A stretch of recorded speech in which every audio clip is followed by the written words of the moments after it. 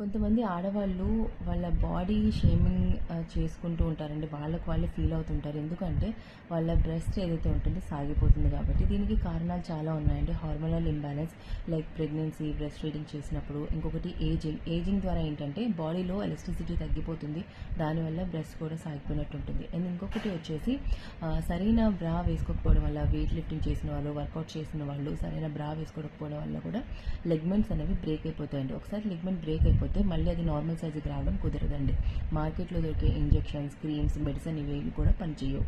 మీరు మంచి diet, workouts చేయడం వల్ల ఏముంటుందంటే దాని షేప్, ఎపీరియన్స్ అన్నది మారుతుంది. మీకు సెల్ఫ్ కాన్ఫిడెన్స్ ఎక్కువ అవుతుంది. నార్మల్ షేప్కి రావాలంటే సర్జికల్ ప్రాసెస్ తప్ప వేరేవి కూడా పనిచేయవండి.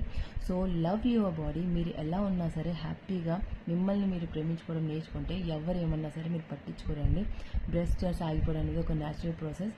So don't worry about that. Thank you.